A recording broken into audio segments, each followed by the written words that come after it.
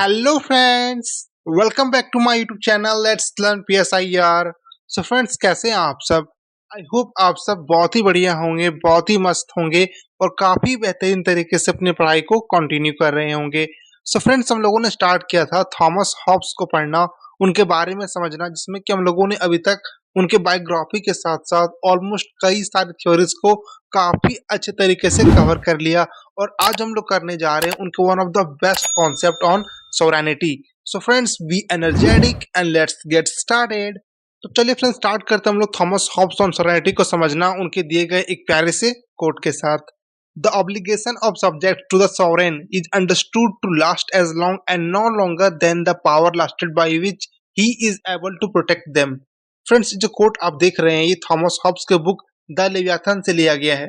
And इस code के through basically Thomas Hobbes, देखिए, किसी भी स्टेट में ना जो सॉवरेन अथॉरिटी होती है, यानी कि जो गवर्नमेंट होती है, और जो सिटीजन्स या सब्जेक्ट होते हैं, उनके बीच में क्या रिलेशन होनी चाहिए, वो रिलेशन को बताना चाह रही है इस कोड के थ्रू। ठीक है, जिसमें वो ये कहते हैं कि देखिए, किसी भी स्टेट में जो सॉवरेन अथॉरिटी होती है, ठीक है, जो सॉवरेन अथॉरिटी का रखता हो, यानी कि जो वहाँ का गवर्नमेंट हो, ठीक है, तो वो गवर्नमेंट और सिटीजन के बीच में रिलेशन क्या होना चाहिए। तो बेसिकली वो इसमें ये कह रहे हैं कि जो सब्जेक्ट्स होते हैं, ठीक है, यहाँ पे सब्जेक्ट्स का मतलब क्या होता है। तो देखिए फ्रेंड्स, एक होता है सब्जेक्ट्स, एक होता है सिटीजन। ठीक है, हम लोग जो है वो सिटीजन है। डिफरेंस क्या होता है इन दोनों में? तो देखिए, सिटीजन वो होते हैं जिनके पास अपना राइट्स, यानी कि अधिकार बहुत ज्यादा होता है और ड्यूटीज बहुत ही कम होता है। ठीक है, जैसे हम लोग एग्जांपल के तौर पे समझिए, हम लोग क्या है, हम लोग एक सिटीजन है। किसके? भारत के। हम लोग एक सिटीजन है भारत के, हम लोग एक नागरिक है, क्योंकि हम लोगों के पास जो ड्यूटीज है, ठीक है, जो हम लोगों के पास कर्तव्य, जो हम लोगों का दायित्व है, वो बहुत ही लिमिटेड है। ठीक है, हम लोगों को फंडामेंटल ड्यूटीज के तहत, आने की आर्टिकल 15(1)(a) के तहत हम लोगों को फंडामेंटल ड्यूटीज दी गई है कुछ, लेकिन क्या बहुत ही लिमिटेड मात्रा में। हम लोगों के पास सिर्फ 11 फंडामेंटल ड्यूटीज है। जबकि हम लोग अगर अपनी राइट्स की बात करें, हम लोग अपने अधिकार की बात करें, तो हम लोगों के पास बहुत सारे अधिकार है। फंडामेंटल राइट्स है, ठीक है, कॉन्स्टिट्यूशनल राइट्स है, लीगल राइट्स है। हम लोगों के पास बहुत ही ज्यादा अधिकार है। तो हम लोग को पता चलता है कि हम लोग के पास अधिकार अधिक है और दायित्व तो कम है। ठीक है, हम लोग का कर्तव्य कम है। इससे पता चलता है कि हम लोग एक सिटीजन है, हम लोग एक नागरिक है। जबकि जो सब्जेक्ट्स होते हैं, उनके पास जो अपना राइट्स होता है, जो अपना अधिकार होता है, वो बहुत ही लिमिटेड होता है। जबकि उन लोगों के पास जो ड्यूटीज होता है वो बहुत ही अधिक मात्रा में होता है। ठीक है, तो ये बेसिक डिफरेंस होता है सब्जेक्ट्स में और सिटीजन में। जिनके पास बहुत ही ज्यादा राइट्स होगा और ड्यूटीज कम होगा उसे सिटीजन कहेंगे। और जिनके पास मतलब कि ड्यूटी ज्यादा होगा और राइट्स बहुत ही कम होगा, बहुत ही कम अधिकार होंगे, उनको हम लोग सब्जेक्ट्स बोलते हैं। ठीक है, तो बेसिकली थॉमस हॉब्स इस कोड के थ्रू ये कहना चाह रहे हैं कि जो सब्जेक्ट्स होते हैं, ठीक है, जो अनेक स्टेट में रहने वाले जो सब्जेक्ट्स है, उनका ये ऑब्लिगेशन है, उनका ये दायित्व है कि वो अपने सॉवरेन अथॉरिटी के लिए, यानी कि वो अपने स्टेट के लिए, अपने गवर्नमेंट के लिए वो लॉयल रहे। ठीक है, मतलब कि हमेशा वो सपोर्ट करे अपने सॉवरेन पावर को, अपने गवर्नमेंट को सपोर्ट करे। ठीक है, अनटिल एंड अनलेस, जब तक कि सॉवरेन पावर जो, यानी कि जो वहाँ का सॉवरेन अथॉरिटी रखता हो, मे बी वो कोई पर्सन हो सकता है, कोई फॉर्म ऑफ गवर्नमेंट हो सकता है, या खुद स्टेट भी हो सकता है, जो सॉवरेन अथॉरिटी को रखता हो, वो अगर जब तक किसी सब्जेक्ट के राइट टू लाइफ को हार्म ना करे, ठीक है, जब तक उसके राइट टू लाइफ को प्रोटेक्ट कर रहा है, तब तक वहाँ का सब्जेक्ट का ऑब्लिगेशन बनता है, दायित्व तो बनता है कि वो अपने सॉवरेन अथॉरिटी का क्या करे, सपोर्ट करे, उनके साथ लॉयल रहे और हर एक चीजों में उनके साथ खड़ा रहे। इससे क्या होगा? तो इससे क्या होता है ना कि वहाँ का जो गवर्नमेंट होगा, जो भी फॉर्म ऑफ गवर्नमेंट होगा, जो वहाँ का सॉवरेन अथॉरिटी होगा और जो वहाँ का सिटीजन या सब्जेक्ट होंगे, उनके बीच में एक अच्छा बॉन्डिंग बनेगा, एक अच्छा रिलेशन क्रिएट होगा, according to Thomas Hobbes. Getting it? तो चलिए फ्रेंड्स, हम लोग अब आगे बढ़ते हैं। और हम लोगों को पता है कि हम लोगों ने स्टार्ट किया है थॉमस हॉब्स के सीरीज को। ठीक है, और हम लोगों को पता है कि हम लोग अभी कवर कर रहे थॉमस हॉब्स के सीरीज को, जिसमें कि हम लोगों ने अभी तक 6 पार्ट को ऑलरेडी कंप्लीट कर लिया है काफी अच्छे तरीके से। जिसमें कि हम लोगों ने उनका बायोग्राफी, यानी कि उनका इंट्रोडक्शन को देखा। फिर हम लोगों ने देखा कि role of scientific method in politics क्या होता है। फिर हम लोगों ने थॉमस हॉब्स के state and state of nature को समझा। फिर हम लोगों ने देखा कि थॉमस हॉब्स यूटिलिटेरियनिज्म के बारे में क्या कहते हैं। फिर हम लोगों ने देखा कि थॉमस हॉब्स ह्यूमन नेचर को लेकर के क्या अपना पॉइंट ऑफ व्यू रखते हैं। ठीक है, फिर हम लोगों ने सोशल कॉन्ट्रैक्ट को भी समझा काफी डिटेल में। तो फ्रेंड्स, ये सारे वीडियो चैनल पे ऑलरेडी अपलोडेड है। अगर आप लोगों ने पिछले वीडियो तो देखा नहीं है, जाकर के पहले आप लोग पिछले वीडियोस को देख ले। ठीक है, ताकि आप लोगों को ये वीडियो समझने में और भी ज्यादा आसानी हो और सारे डॉट्स को आप लोग इजीली कनेक्ट कर पाओगे।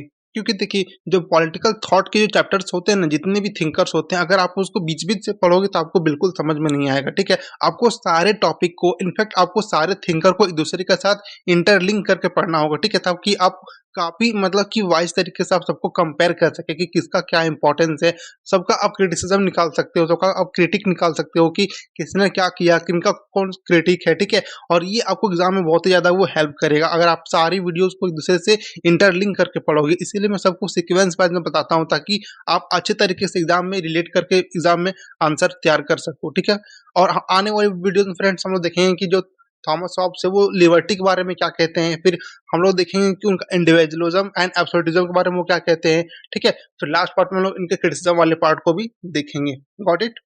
तो चलिए फ्रेंड्स हम लोग अब आगे बढ़ते हैं और देखते हैं कि थॉमस हॉब्स सोनाइटी के बारे में क्या कहते हैं, ठीक है? इनके बारे में अपना क्या पॉइंट ऑफ व्यू देते हैं, इसे हम लोग काफ़ी डिटेल में काफ़ी अच्छे तरीके से समझते हैं। तो फ्रेंड्स देखिए, थॉमस हॉब्स वो पहले व्यक्ति थे जिनको ये क्रेडिट दिया जाता है कि वो सॉवरेनिटी के बारे में एक अच्छा मतलब कि बहुत ही डिटेल तरीके से उनका कंप्लीट थ्योरी को दिया था। किसने? थॉमस हॉब्स ने। किसके ऊपर? सॉवरेनिटी के ऊपर, ठीक है? लेकिन ये पहले व्यक्ति नहीं थे जिन्होंने सॉवरेनिटी के बारे में बात कही थी। इन पहले भी कुछ लोग रहे हैं ठीक जिन्होंने सॉवरेनिटी के ऊपर चर्चा की है, ठीक है? सॉवरेनिटी का इंपॉर्टेंस बताया है। उसमें से सबसे जो इम्पोर्टेंट स्कॉलर रहे हैं वेस्ट के जिन्होंने सॉवरेनिटी के बारे में काफ़ी डिटेल में चर्चा की है, वो है जिन बॉडिन, ठीक है? हम लोगों ने जिन बॉडिन को पहले ही डिस्कस कर लिया है, जिन बॉडिन की सीरीज़ को हम लोगों ने पहले ही कवर कर लिया है, ठीक है? वो बहुत ही बड़े एक वेस्टर्न स्कॉलर थे, वेस्टर्न साइंटिस्ट थे, ठीक है? और वो फ्रेंच पॉलिटिकल थिंकर थे जिन्होंने पहली बार सॉवरेनिटी की नींव रखी थी, इसीलिए इन्हें फादर ऑफ सॉवरेनिटी भी बोला जाता है, किसे? जिन बॉडिन को, ठीक है? और इसीलिए थॉमस हॉब्स के पहले मतलब कि सॉवरेनिटी के ऊपर बात करने का जो क्रेडिट है, वो जिन बॉडिन को दिया जाता है, ठीक है? लेकिन जो सॉवरेनिटी को काफ़ी डिटेल तरीके से उसका नीड बताया था, उसका जितने भी कॉन्सिक्वेंसेज़ है, जितना भी प्रोसीजर है, क्या इम्पोर्टेंस है, इसको काफ़ी डिटेल तरीके से बताने वाले पहले थिंकर कौन थे? पहले पॉलिटिकल साइंटिस्ट थॉमस हॉब्स थे। इसीलिए इनको क्रेडिट मतलब कि थॉमस हॉब्स को इस बात के लिए दिया जाता है क्रेडिट कि उन्होंने पहली बार कंप्लीट थ्योरी दिया था सॉवरेनिटी के ऊपर।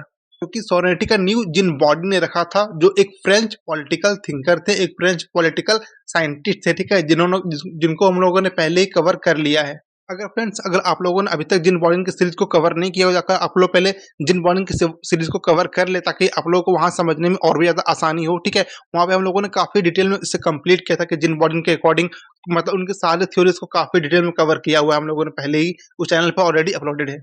तो चलिए यहाँ पे पहले हम लोग बहुत ही ब्रीफ तरीके से समझ लेते हैं कि जिन बॉर्डन के अकॉर्डिंग सॉवरेनिटी क्या है, ठीक है? तो देखिए फ्रेंड्स, जो जिन बॉर्डन है उसके अकॉर्डिंग जो मतलब सॉवरेनिटी होती है वो एकदम सुप्रीम पावर होता है, ठीक है? वो सुप्रीम पावर रखता है किसके ऊपर? तो वहाँ के रहने वाले सिटीजन्स के ऊपर, सब्जेक्ट्स के ऊपर, ठीक है? और वो अनरिस्ट्रेन्ड है, ठीक है? उसे कोई भी लॉ के द्वारा आप रिस्ट्रिक्शंस नहीं लगा सकते हो, वो अनरिस्ट्रेन्ड बाय लॉ है, ठीक है? किसका? जो जिन बॉर्डन का जो सॉवरेनिटी है वो एकदम सुप्रीम पावर रखता है किसके ऊपर? सिटीजन के ऊपर और सब्जेक्ट के ऊपर। इनफैक्ट वो अनरिस्ट्रेन्ड बाय लॉ है, ठीक है? उसे आप कोई लॉ से रिस्ट्रिक्शन लगा नहीं सकते हो क्योंकि उसे कोई भी लॉ से लगाना रिस्ट्रिक्शन पॉसिबल नहीं है, जो कॉन्सेप्ट मतलब कि जिन बॉडी ने दिया था सॉवरेनिटी के ऊपर, ठीक है? और इसीलिए क्या होता है कि जिन बॉडी के सॉवरेनिटी में हम लोगों को बहुत सारा लिमिटेशन दिखता है, ठीक है? जबकि जो थॉमस हॉब्स है उन्होंने जितने सारे लिमिटेशंस था उनको अच्छे तरीके से क्लैरिफाई करके उसे फ्री कर दिया, ठीक है? ताकि इसे सॉवरेनिटी को इस कॉन्सेप्ट को और भी ज्यादा क्लियर किया था किसने? थॉमस हॉब्स ने किया था। क्योंकि देखिए अगर थॉमस हॉब्स ने इसे और भी ज्यादा क्लैरिफाई नहीं किया होता, ठीक है? इन्होंने जब तक लॉ को इम्पोज नहीं किया होता, थॉमस हॉब्स ने जो किया, ठीक है? तो ये क्या होता कि ये एब्सोल्यूट पावर में बदल जाता, ठीक है? और जब एब्सोल्यूट पावर आ जाता, वहां पे जब एब्सोल्यूटनेस आ जाता, तो क्या होता कि वहां पे बहुत ही ज्यादा करप्शन बढ़ने का चांसेस बन सकता था। अगर मान लीजिए किसी एक अथॉरिटी के पास इतना ज्यादा पावर होगा, ठीक है? और उसके ऊपर कोई भी लॉ नहीं होगा, कोई भी मतलब लॉ इम्पोज नहीं करेगा, कोई भी रिस्ट्रिक्शन नहीं होगा उनके ऊपर, तो क्या होगा कभी कभी वो अपने मन के अकॉर्डिंग डिसीजन लेने लगेगा, जो उनके फेवर में होगा वो उसके डिसीजन लेगा, ठीक है? तो ये क्या करेगा? ये बहुत ही खतरनाक सिचुएशन क्रिएट कर सकता है, एक टिरानी ला सकता है किसी भी स्टेट में, ठीक है? और एक टिरानिकल फॉर्म ऑफ गवर्नमेंट बहुत ही करप्ट फॉर्म ऑफ गवर्नमेंट होता है और इसीलिए थॉमस हॉब्स को इस बात का क्रेडिट दिया जाता है कि उन्होंने एक एब्सोल्यूट पावर बनने से बचा लिया, ठीक है? कब? जब उन्होंने एक सॉवरेनिटी को अच्छे तरीके से मतलब क्लियर किया कि यहाँ पे लॉ का भी इंपॉर्टेंस होता है, ठीक है? जबकि जो जिन बॉडी का जो कॉन्सेप्ट था वहां पे लॉ का उन्होंने बहुत ही कम इंपॉर्टेंस रखा था। इसीलिए हम लोग को ये दिखता है कि जो थॉमस हॉब्स ने अपने कॉन्सेप्ट दिया था सॉवरेनिटी को लेकर के, उन्होंने बताया था कि ठीक है देखो आप जो सॉवरेन पावर की बात कर रहे हो वो सुप्रीम अथॉरिटी तो होगा, ठीक है? वो सुप्रीम होगा लेकिन किस चीज के लिए? तो वो किसी भी लॉ को बना सकता है, ठीक है? वो मेकिंग ऑफ लॉ के लिए होगा और इंश्योरिंग मतलब वो इंश्योर करेगा कि वो सारे लॉ को अच्छे तरीके से इन्फोर्स कर सके, ठीक है? वहां पे एग्जीक्यूट कर सके, बस वो उसके लिए ही सुप्रीम अथॉरिटी रखता होगा। किसके लिए? देखिए फिर से वो या तो लॉ बना सकता है, ठीक है, लॉ मेकिंग के लिए और इन्फोर्समेंट ऑफ लॉ के लिए, यानी कि लॉ को एग्जीक्यूट करवाने के लिए, ठीक है। और ये कॉन्सेप्ट हम लोगों को कहीं ना कहीं ये मॉडर्न टाइम में भी आजकल प्रिवेल होता हुआ दिखता है कि ये मॉडर्न टाइम में भी प्रिवेल हो रहा है ये कॉन्सेप्ट सॉवरेनिटी का। कि देखिए इंडिया भी एक सॉवरेन स्टेट है, हम लोग भी एक सॉवरेन स्टेट रखते हैं, ठीक है। और हम लोग के पास भी पावर है कि हम लोग कोई भी लॉ बना सकते हैं और कोई भी लॉ को एनफोर्स कर सकते हैं, एग्जीक्यूट कर सकते हैं। इसीलिए ये कॉन्सेप्ट जो थॉमस हॉब्स ने दिया था सॉवरेनिटी को लेकर के, ये कहीं ना कहीं हम लोग को मॉडर्न टाइम में भी प्रिवेल होता हुआ दिखता है कि इनका रेलिवेंस आज भी बहुत ही ज्यादा है। इसीलिए इनको बहुत ही ज्यादा मतलब कि सराहना किया जाता है कि इसके थॉमस हॉब्स की जो कॉन्सेप्ट था, जो थ्योरी था इनका सॉवरेनिटी को लेकर के। इसीलिए फ्रेंड थॉमस हॉब्स को बहुत ही इंपॉर्टेंट थिंकर माना जाता है, ठीक है। उन्हें ऐसा बोला जाता है कि जो थॉमस हॉब्स है वो बहुत ही इंपॉर्टेंट थिंकर है, क्योंकि उन्होंने पहली बार वो ऐसे थिंकर रहे जिन्होंने इस बात को समझा, ठीक है, वो मॉडर्न टाइम के प्रिंसिपल को समझा, ठीक है, जो मॉडर्न टाइम का जो नीड है, रिक्वायरमेंट है, जो मॉडर्न टाइम का जो सिद्धांत होना चाहिए, उन्होंने उसको समझा कि मॉडर्न पॉलिटिकल लाइफ में कैसे इसे हम लोग इंश्योर कर सकते हैं कि कैसे ये अच्छे तरीके से रन कर सकता है, कैसे एक अच्छा रोल प्ले कर सकता है, ठीक है। और इन्होंने पहली बार मतलब काफी अच्छे तरीके से डिफाइन किया, ठीक है, कि इनके क्या क्या फीचर्स होंगे, कब जब ये मॉडर्न स्टेट में लागू होगा। अगर हम लोग उनके कॉन्सेप्ट को, जो उनका कॉन्सेप्ट सॉवरेनिटी को लेकर के, अगर हम लोग उसे मॉडर्न स्टेट में लागू करते हैं, ठीक है, तो उनका क्या क्या फीचर्स होना चाहिए, ठीक है, क्या क्या उनका मतलब कि कॉन्सिक्वेंसेज होगा, क्या क्या उसका नीड होगा, ठीक है, क्या क्या उसका रेलिवेंस होगा, वो सारा कुछ काफी डिटेल तरीके से बताया था कौन, थॉमस हॉब्स ने अपने कॉन्सेप्ट में, अपने थ्योरी ऑफ सॉवरेनिटी में। फ्रेंड्स यहाँ से हम लोगों को पता चलता है कि देखिए थॉमस हॉब्स कितना दूर तक देख पा रहे थे, वो उस टाइम में रह करके ही इतना दूर तक वो सोच पा रहे थे कि जो जिन बॉडी का जो कॉन्सेप्ट है वो कहीं ना कहीं लैक कर रहा है, ठीक है। अगर उतना अनरिस्ट्रेंट ऑफ लॉ रखेंगे तो वो कहीं ना कहीं करप्ट हो सकता है, और इसीलिए उन्होंने काफी अच्छे तरीके से उसे क्लियर किया, ठीक है, काफी अच्छे तरीके से उन्होंने समझाया कि नहीं देखिए ऐसा नहीं है, आप लोगों को नेचुरल लॉ तो रखना ही है, लेकिन आप लोगों को मतलब कि रूल ऑफ लॉ भी रखना है, जो पीपल जो कि मैनमेड लॉ होता है वो आपको उस पर भी ध्यान देना होगा, और आप उसको अच्छे तरीके से अगर आप इम्पोज करते हो तो उससे क्या होगा कि कोई भी स्टेट, कोई भी फॉर्म ऑफ गवर्नमेंट को आप अच्छे तरीके से रन करवा सकते हो, ठीक है, आप अच्छे तरीके से उसे रन कर सकते हो। तो ये कहीं ना कहीं मॉडर्न टाइम के लिए भी काफी ज्यादा रेलेवेंस रखता है, ठीक है। और इसीलिए फ्रेंड्स देखिए जो थॉमस हॉब्स के सपोर्ट को, मतलब उनके जो कॉन्सेप्ट को सपोर्ट करने के लिए एक बहुत ही ज्यादा इंपॉर्टेंट कोट का यूज किया जाता है, ठीक है। जैसे ये कहा जाता है, देखिए while Bodin was standing on the gate of modernity, ठीक है, it was Hobbes who jumped inside. इसका कहने का मतलब क्या हुआ, तो देखिए ये अपने आप में ही बहुत बड़ा कोट है, ठीक है फ्रेंड्स, जिसमें कि ये कहा जा रहा है कि बहुत सारे थिंकर ये कहते हैं कि देखिए जो जिन बॉडी ने ना वो मॉडर्निटी के गेट तक तो गए थे, ठीक है, वो अपने कॉन्सेप्ट के अकॉर्डिंग, जो मॉडर्न टाइम एरा आ रहा था, ठीक है, क्योंकि इन लोग के दौर में क्या था कि वो मिडाइवल पीरियड खत्म हो रहा था और मॉडर्न एरा का स्टार्टिंग हो रहा था, ठीक है। तो वही यहाँ पे मतलब कि बहुत सारे जो थिंकर है, बहुत सारे जो स्कॉलर हैं, वो ये कहते हैं कि जिन बॉडन के बारे में कि देखिए जो जिन बॉडन है वो मॉडर्निटी का गेट तक गए हैं, ठीक है, लेकिन वो अंदर नहीं जा पाए, ठीक है, वो बस वहां तक ही पहुंच पाए। लेकिन जो थॉमस हॉब्स पहले व्यक्ति थे जिन्होंने उसके अंदर इंसाइट किया, ठीक है, यानी कि जो मॉडर्निटी के अंदर जाकर के उसके बात को देखा कि वहां पे क्या जरूरत है, ठीक है। जबकि जो थॉमस जो जिन बॉडी ने, उन्होंने बाहर से देखा कि मॉडर्निटी में यहाँ तक हम लोग यूज कर सकते हैं, लेकिन जो उसका रेलिवेंस है वो मिडाइवलिज्म तक का ही है, ठीक है। लेकिन जो थॉमस हॉब्स है उन्होंने मॉडर्निटी के इनसाइड जंप किया और देखा कि उसके अंदर क्या रिक्वायरमेंट है, ठीक है। मॉडर्निटी जब आ जाएगी, ठीक है, जब मॉडर्न एरा स्टार्ट हो जाएंगे उनके बाद उनका रेलिवेंस कैसे रखेगा।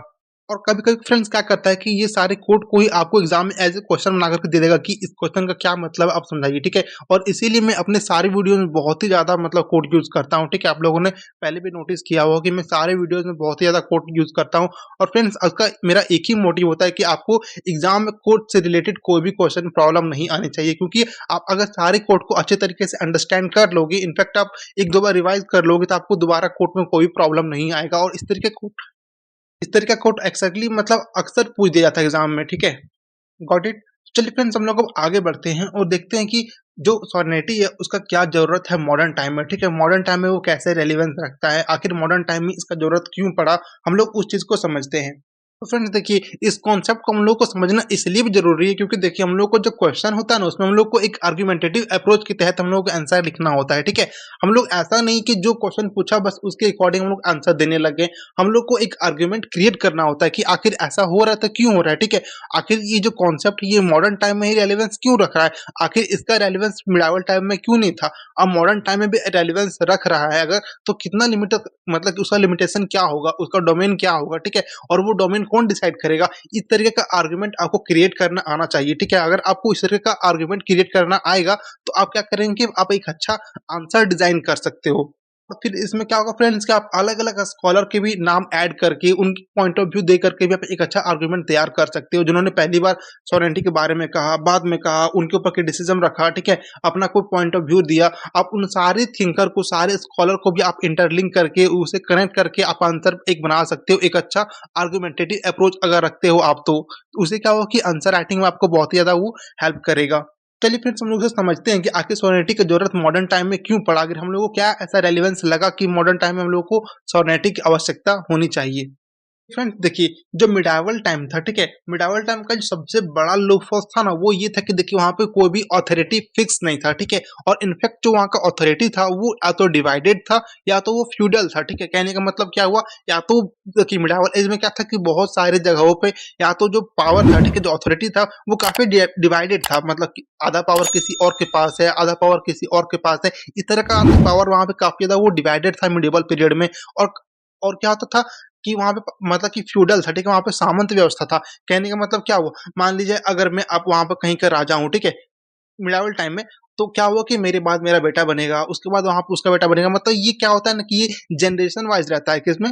मिडावल टाइम में, ठीक? वहाँ पे ये एक फ्यूडल सिस्टम था कि पावर ट्रांसफर तो होगा लेकिन जनरेशन वाइज़ होगा। मतलब उनके सन, फिर उनके सन, फिर उनके सन करके, मतलब इस तरह का काफ़ी सामंत व्यवस्था में वहाँ पे पावर मतलब कि आगे प्रोपेगेट होता था, जो कि बहुत ही गलत था, ठीक है? ये मिडावल टाइम में ऐसा होना नहीं चाहिए था, ठीक है? और इसीलिए क्या होता था, इसके कारण वहाँ पे किसी का मतलब राइट टू से नहीं था, मतलब किसी को बोलने का अधिकार उस तरीके से नहीं था। और ना ही वहाँ पे किसी के पास सुप्रीम अथॉरिटी था जिनका कोई लास्ट वर्ड होता, ठीक है? कि आखिर मतलब किसका बात सुना जाए, ठीक है?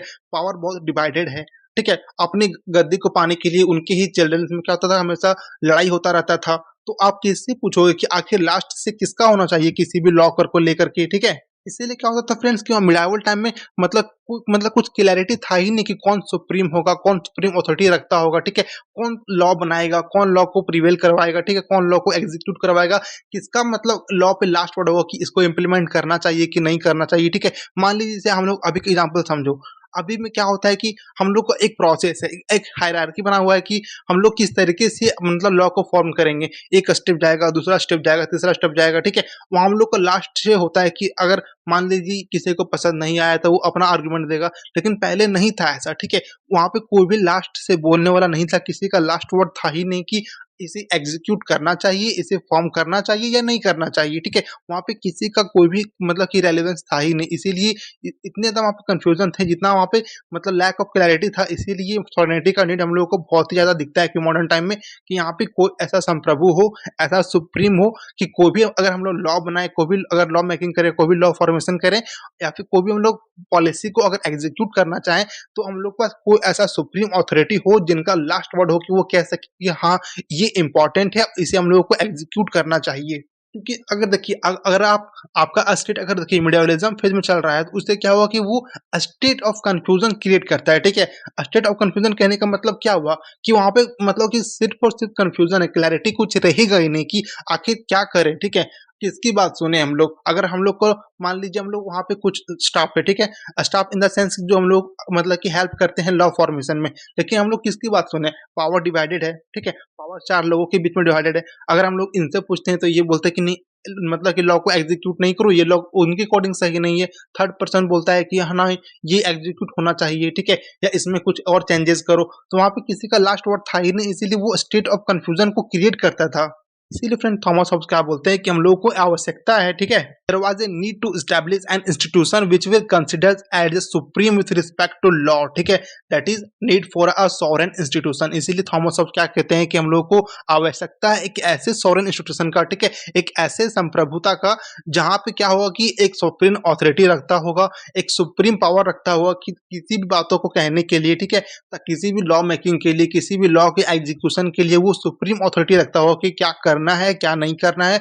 ऐसा तभी पॉसिबल जब आपके पास क्या होगा, एक सॉवरेन इंस्टीट्यूशन होगा, एक सॉवरेन अथॉरिटी होगा, ठीक है? इसीलिए फ्रेंड्स हम लोगों को मॉडर्न टाइम में सॉवरेनिटी का रेलेवेंस काफ़ी ज़्यादा दिखता है कि इसका रेलेवेंस बहुत ही इंपॉर्टेंट है। हम लोग फ्रेंड्स देखिए, अगर हम लोग इंडिया के पर्सपेक्टिव से समझे, ठीक है, तो देखिए हम लोग क्या होता है, हम लोग इतने टाइम तक मतलब कि इंडिपेंडेंट वॉर में जूझे रहे, ठीक है, अंग्रेजों से हम लोग लड़ाई करते रहे, किसके लिए? तो हम लोग ओवरऑल कहीं ना कहीं सॉवरेनिटी पाने के लिए लड़ रहे थे कि हम लोग को संप्रभु होना है, ठीक है, हम लोग को खुद पे डिपेंडेंट होना है, हम लोग अपना सारा डिसीजन हम लोग खुद ले सके, ठीक है, हम लोग सुप्रीम बन सके, हम लोग सुप्रीम पावर रख सके, हम लोग सॉवरेन बन सके। इसीलिए तो हम लोग इतना मतलब कि लॉन्ग टाइम तक नेशनल स्ट्रगल करते रहे। इनका रीजन क्या था? कहीं ना कहीं सॉवरेनिटी को पाना ही था।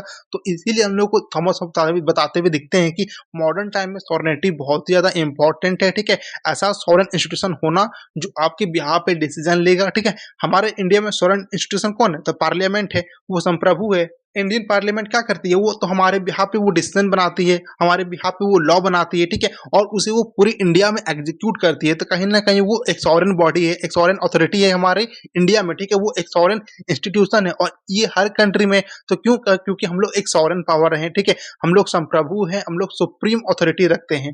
Getting it?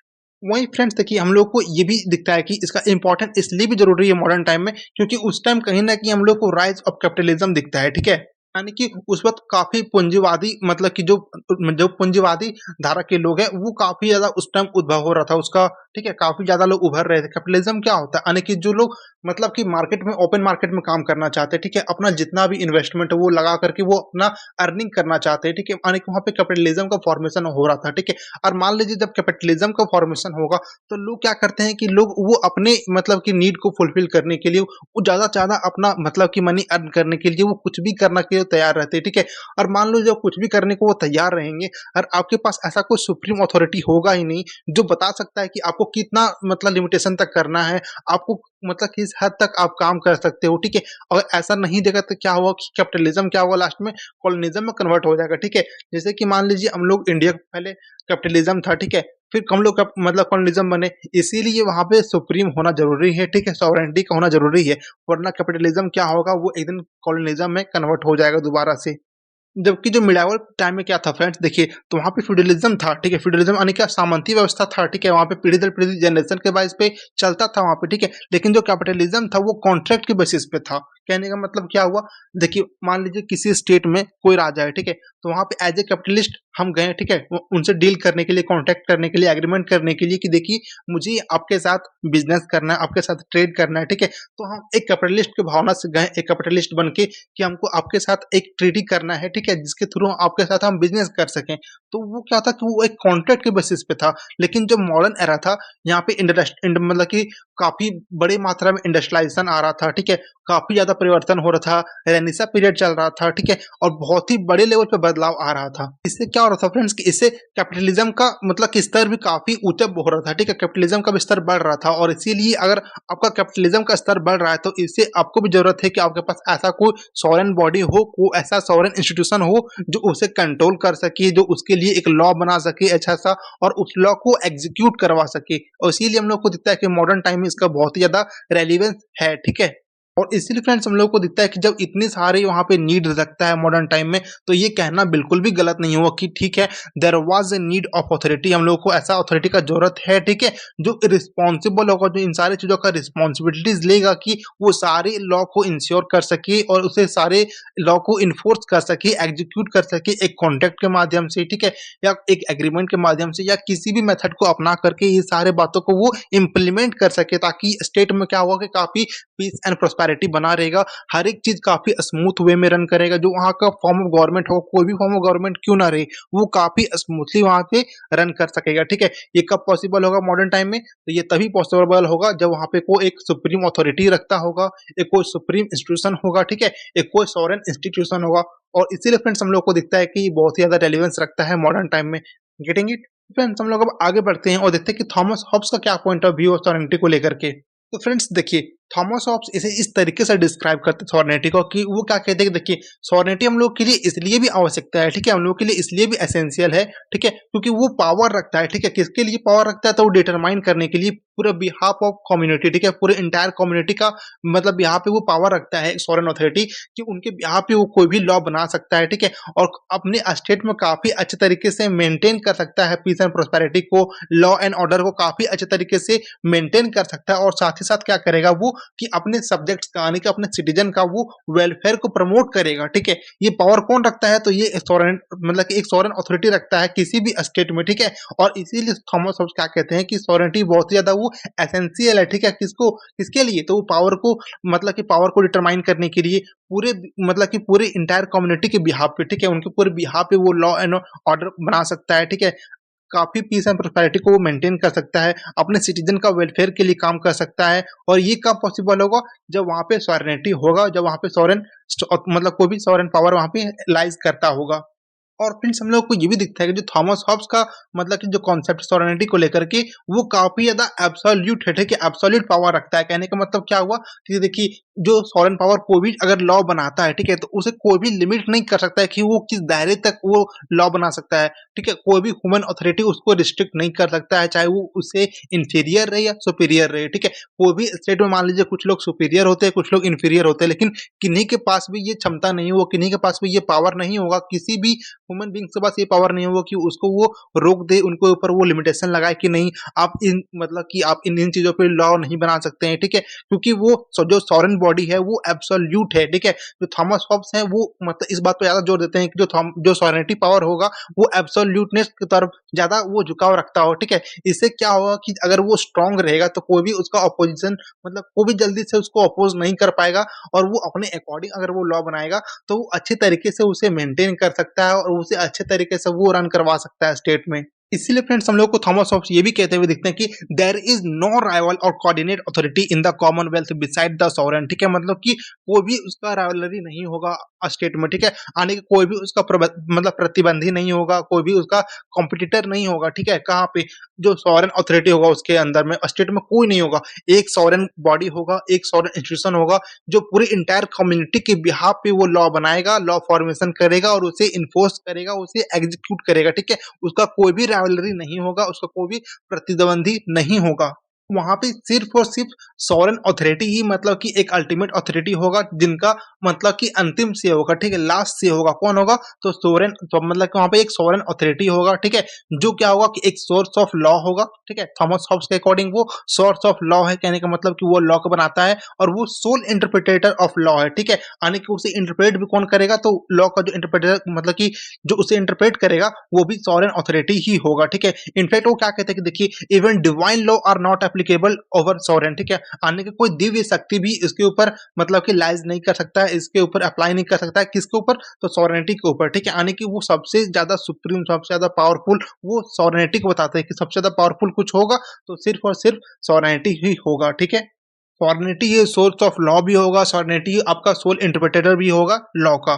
फ्रेंड्स देखिए फिर हम लोग को ये भी देखने को मिलता है कि थॉमस हॉब्स आपका मोरल एंड इमोरल के बीच में डिफरेंसेस बताते हैं, ठीक है। लेकिन जो वो भी ये भी कहते हैं कि साथ ही साथ कि देखिए जो सॉवरेनिटी होगा ना वो above the sort of morality होगा, ठीक है। उनके लिए मोरालिटी से ज्यादा इंपॉर्टेंट आपका स्टेट रखता होगा, ठीक है। उनका जो स्टेट में वेलफेयर को मतलब कि प्रमोट करना, ठीक है, उसे प्रोपगेट करना वो ज्यादा इंपॉर्टेंट रखता होगा कंपेरिजन टू किसके? कि वो मोरालिटी के रास्ता को फॉलो करे, ठीक है। मोरालिटी ठीक है, वो बताते हैं कि देखिए मोरल इमोरल होना सही है, लेकिन आपको जब बात स्टेट की आए, ठीक है, तो आपको ये इंश्योर करना होगा कि आप मोरालिटी से ऊपर उठ करके आप अपने स्टेट के बारे में सोचिए, ठीक है। क्योंकि आपके लिए फर्स्ट प्रायोरिटी क्या है? सिक्योरिटी, ना कि लिबर्टी, ठीक है। इसीलिए वो बहुत ही ज्यादा इस बात पे ध्यान देते हैं कि देखिए जो भी वहां पे सॉवरेन बॉडी होगा उनके लिए मतलब कि सबसे ज्यादा जो इंपॉर्टेंट वर्क होगा, उनका जो मेन मोटिव होगा वो होगा वहां के लोगों को सिक्योरिटी प्रोवाइड करवाना, ठीक है, वहां के लोगों को प्रमोट करना, उनके वेलफेयर के रास्ते को लेकर के जाना। Getting it?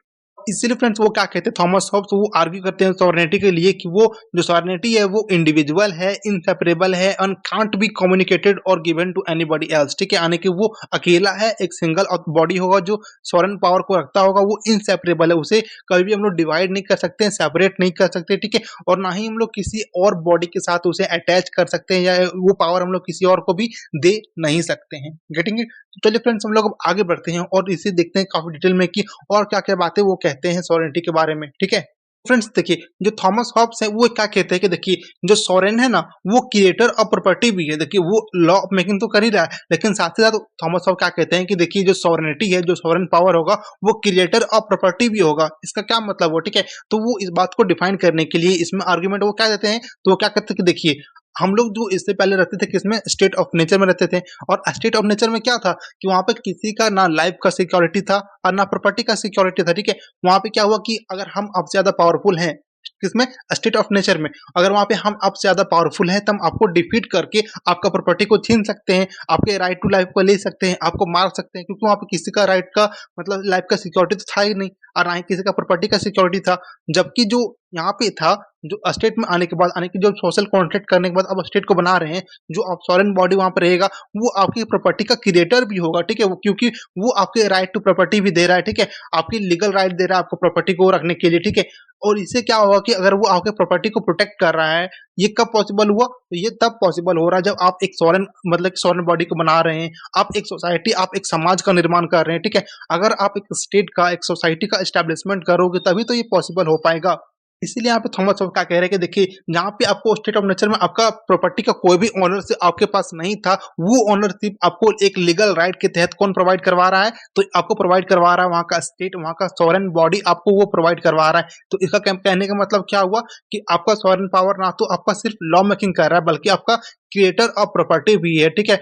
और ये कब पॉसिबल होगा, तो ये तभी पॉसिबल होगा जब आप एक सोसाइटी का एस्टेब्लिशमेंट करते हो, एक समाज का, एक स्टेट का निर्माण करते हो। Getting it. उसके बाद फ्रेंड्स हम लोगों को क्या दिखता है, तो हम लोग को थॉमस हॉब्स ये भी कहते हुए दिखते हैं कि जो सॉवरेन होगा वो ऑल्सो सोर्स ऑफ जस्टिस भी होगा, ठीक है। वो सोर्स ऑफ जस्टिस कैसे होगा, तो देखिए, वो सुप्रीम कमांडर होगा किसका, मिलिट्री का। अगर मान लीजिए आपके पास कोई स्टेट है, यानी कि कोई भी स्टेट है, तो ऑब्वियस सी बात है वहां पे कोई ना कोई मिलिट्री होगी, आर्मी होगी, तो उसका सुप्रीम कमांडर कौन होगा, तो उसके सुप्रीम कमांडर वो सुप्रीम अथॉरिटी होगा, ठीक है, वो सॉवरेन अथॉरिटी होगा।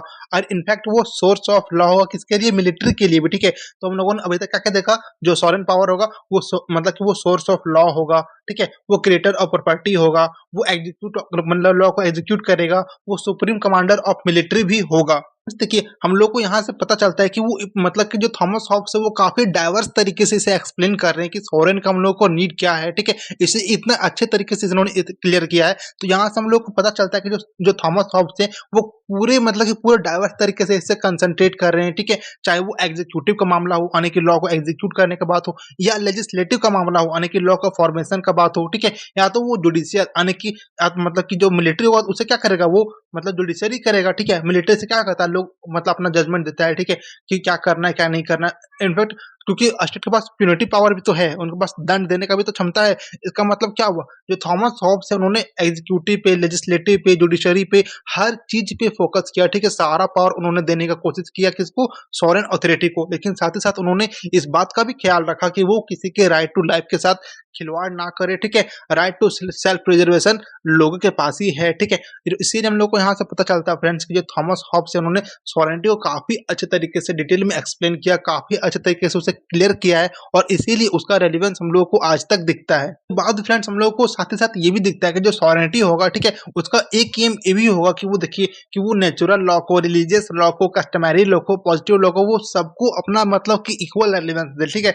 नेचुरल लॉ क्या होगा, नेचुरल लॉ ये कि हम लोग को राइट टू लाइफ है, हम लोग को राइट टू मतलब कि राइट टू सेल्फ प्रिजर्वेशन, ठीक है, ये हम लोग का नेचुरल लॉ है, ठीक है, ये हम लोग से कोई छीन नहीं सकता है। तो इस बात का भी ख्याल रखा है, ठीक है। रिलीजियस लॉ है, यानी कि अगर हम लोग का जो धार्मिक नियम है, ठीक है, हम लोग का धार्मिक नियम का भी ख्याल रखेगा कौन, सॉवरेन अथॉरिटी ध्यान रखेगा।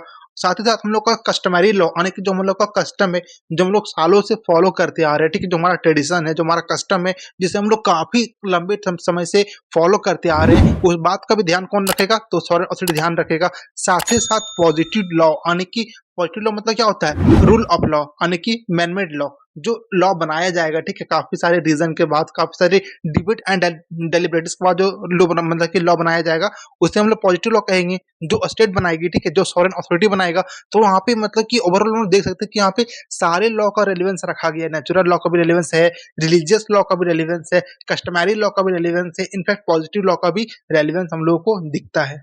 ये कब पॉसिबल हो पाया फ्रेंड्स, तो ये तभी पॉसिबल मतलब पॉसिबल हो पाया जब हम लोग सोशल कांटेक्ट किए, ठीक है, जब हम लोग आपस में एक दूसरे के साथ सोशल कांटेक्ट में आए, ठीक है। और यहाँ से हम लोग को दिखता है कि, तो हम लोग को ये कहना बिल्कुल भी मतलब कि ये कहना बिल्कुल भी सही होगा कि देखिए, जो सॉवरेनिटी है उनका जो बेसिक नीड है, यानी कि उनका जो बेस है वो सोशल कांटेक्ट है, ठीक है। हम लोग ये तभी पॉसिबल हो पाए हैं, जब तभी पॉसिबल हुआ है जब हम लोग सोशल कॉन्टैक्ट किए हैं। सोशल कॉन्टैक्ट करने के बाद हम लोग क्या हुआ कि अपने राइट टू लाइफ को प्रिजर्व कर सके, ठीक है, अपने राइट टू प्रॉपर्टी को प्रिजर्व कर सके। किसके माध्यम से? तो सॉवरेन बॉडी आने के, सॉवरेन इंस्टीट्यूशन के माध्यम से। Getting it? फ्रेंड्स, हम लोग अब आगे बढ़ते हैं और देखते हैं कि देखिए हम लोग को क्यों, मतलब कि जो सुप्रीम पावर रखता है स्टेट, वही इंपॉर्टेंट क्यों है लॉ फॉर्मेशन के लिए, कोई और क्यों नहीं बना सकता है, ठीक है। तो चलिए हम लोग पहले इस चीज को देख लेते हैं कि आखिर अगर ऐसा क्वेश्चन आ जाए कि why law made by state should be supreme, ठीक है, तो इस बात को भी हम लोग कुछ कुछ पॉइंट के तौर पे देख लेते हैं। फ्रेंड्स देखिए, थॉमस हॉब्स इसके पीछे क्या आर्गुमेंट देते हैं, तो वो क्या कहते हैं कि देखिए जो स्टेट होता है ना, जो राज्य होता है, वो एक रैशनल डिबेट एंड डेलिब्रेशन का प्रोडक्ट होता है। कहने का मतलब क्या हुआ, राज्य आपका ऐसे नहीं कि रातों रात बन गया, वो उनके पीछे काफी तार्किक लोगों का, काफी स्कॉलर लोगों का बहुत ही ज्यादा रीजन लगा है, दिमाग लगा है, काफी उन्होंने डिबेट किया, डेलिब्रेशन किया है, ठीक है, तर्क वितर्क किया है, उसके बाद उन्होंने एक स्टेट का फॉर्मेशन किया है। और इसीलिए जब अगर इतनी रैशनल डिबेट एंड डेलिब्रेशन का प्रोडक्ट होगा स्टेट, तो ऑब्वियस सी बात है वहां पे कुछ भी मतलब कि फालतू की चीज़ों का रेलेवेंस नहीं रखेगा। वो लोग हमेशा इम्पोर्टेंट और जो वहाँ का सबसे ज़्यादा नीड चीज़ होगा, जो जिसका नीड सबसे ज़्यादा होगा, उन्होंने उस बात को ही वहाँ पे मतलब कि इंसर्ट किया होगा, ठीक है। और ऐसे जब एक अच्छे डिबेट एंड डेलिब्रेशन का प्रोडक्ट है स्टेट, तो हम लोग को ऑब्वियस सी बात है कि जब स्टेट कोई लॉ बनाती है तो उसे हम लोग सुप्रीम अथॉरिटी देने में बिल्कुल भी झिझक नहीं होनी चाहिए। सेकंड पॉइंट क्या है फ्रेंड्स, देखिए सेकंड पॉइंट हम लोग को ये दिखता है कि जो स्टेट है उनके पास प्यूनिटी पावर है, ठीक है, यानी कि उसके पास दंड देने का भी पावर है। इससे हम लोगों को क्या पता चलता है, अगर मान लीजिए हम लोग के राइट टू लाइफ के साथ, ठीक है,